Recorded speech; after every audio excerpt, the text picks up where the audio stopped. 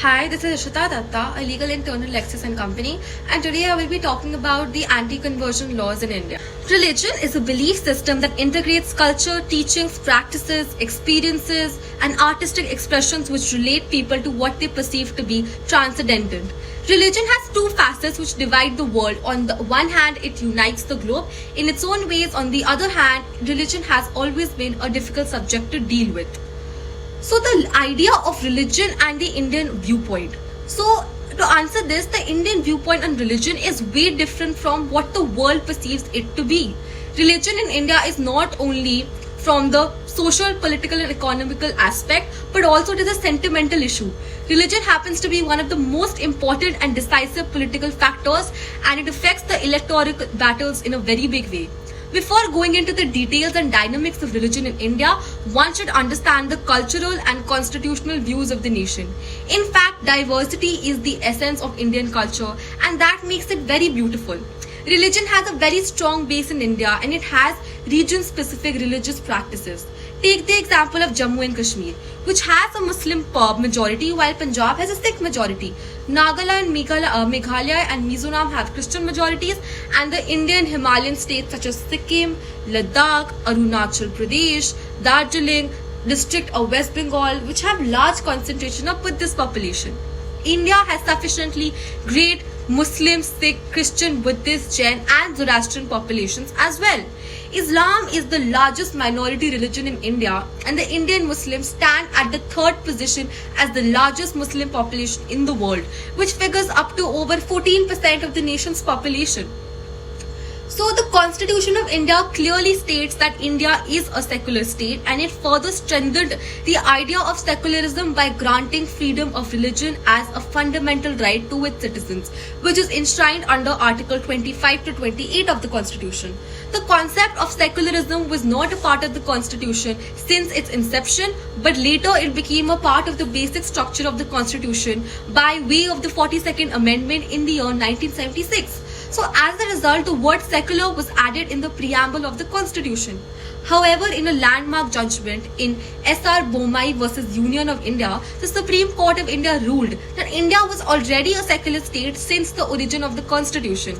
The Constitution of India gives the citizen the right to practice and profess their religion peacefully. However, despite the liberty granted by our Constitution, there have been numerous incidents of religious intolerance which has resulted in riots and violence, and notably the 1984 anti-Sikh riots in Delhi, the 1990 anti-Hindu riots in Kashmir, 2002 Gujarat riots and the 2008 anti-Christian riots. So what is the history of anti-conversion laws in India?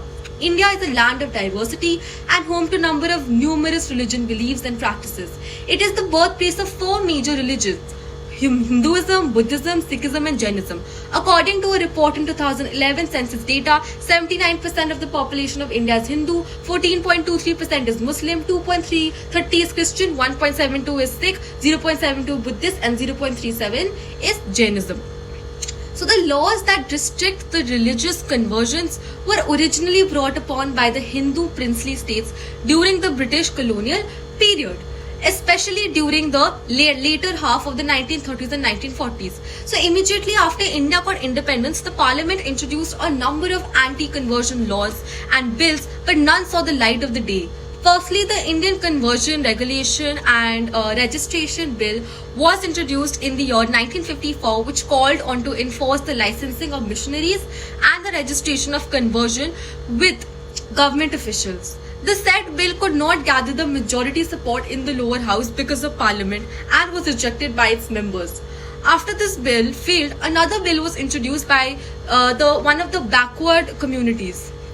A religious bill in 1960. The backward communities bill aimed at checking the conversion of Hindus to the non-Indian religions, which according to the definition given in the bill included Islam, Christianity, Judaism and Zoroastrianism. And the Freedom of Religion Bill in 1979, which sought official curbs on the inter-religious conversions.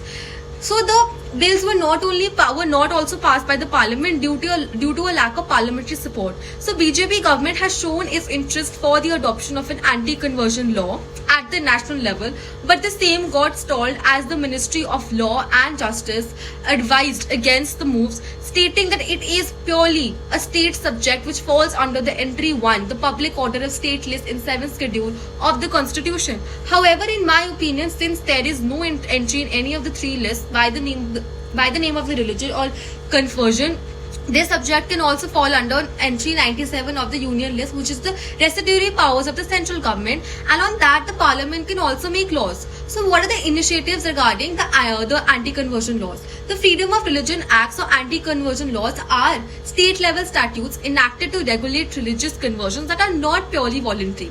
So after failed attempts at the union or central level, such laws were first enacted by the state of Orissa and Madhya Pradesh. Initially in the 1980s, the target of anti-conversion legislation was largely Muslims seeking to convert to non-Muslims, but later in the 1990s, even Christianity began to receive more attention since 1990s because of its association with Western style colonialism and the role active proselytizing that plays in the cause of being a good Christian.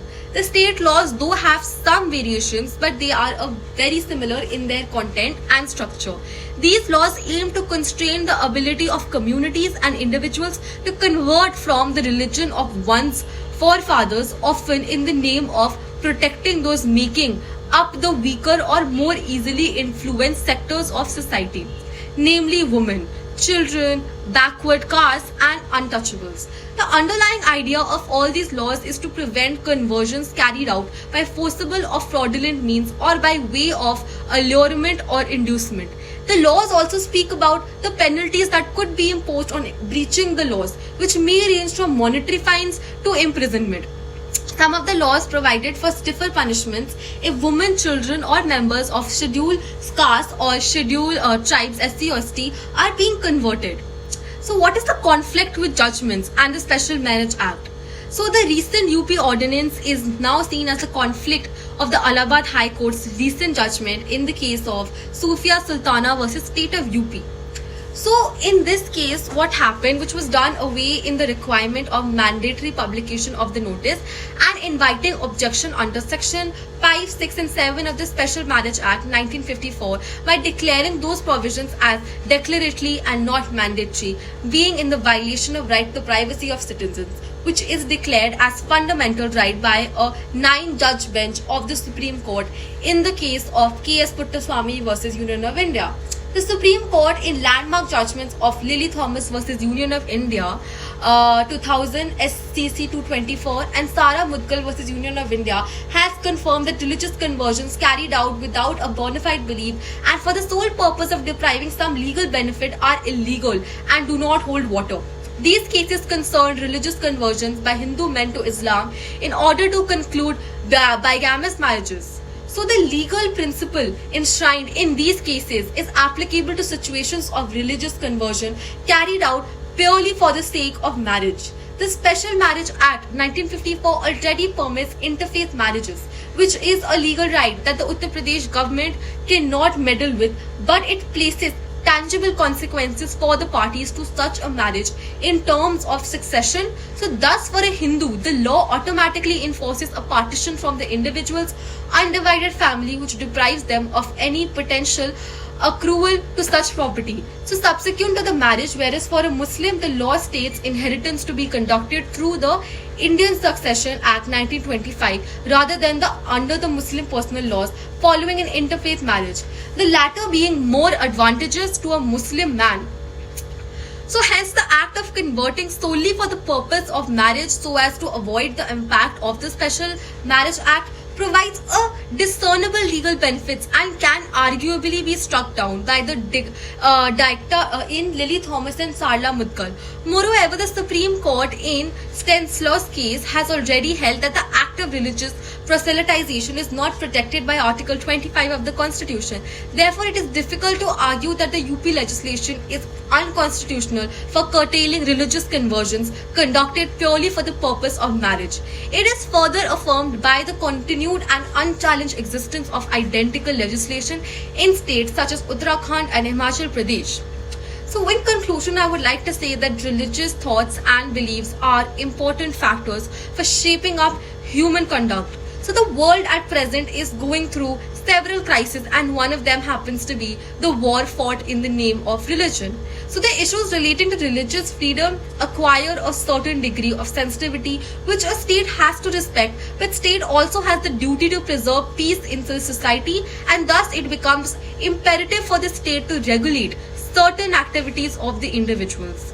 Maintaining a balance between individual freedom and community interest is actually a challenge for any democratic government. So if we discuss the concept of religious freedom for say in the backdrop of conversion, we find that the right to change religion is inherent in the right to freedom of conscience guaranteed under Article 25 of the Indian Constitution as well as Article 18 of the UDHR and ICCPR.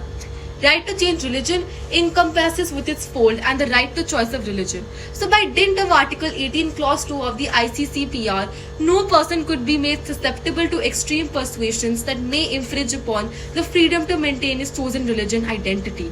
Though there are a few religions in which propagation as a means to convert others is central to a particular religion, that does not imply and that this right is absolute. So restrictions can still be put regulating such right of conversion as per the freedom of religion enshrined under Article 25 Clause 1, the weakest constitutional guarantee.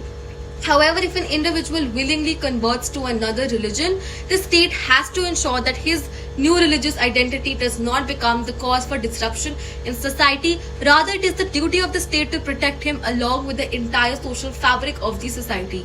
Hence, the state is under obligation to respect and protect the rights of the individual. And the freedom of religion is quintessential for the complete development of human intellect and personality, but this cannot be the sole criteria for striking down the acts as unconstitutional. Thank you so much.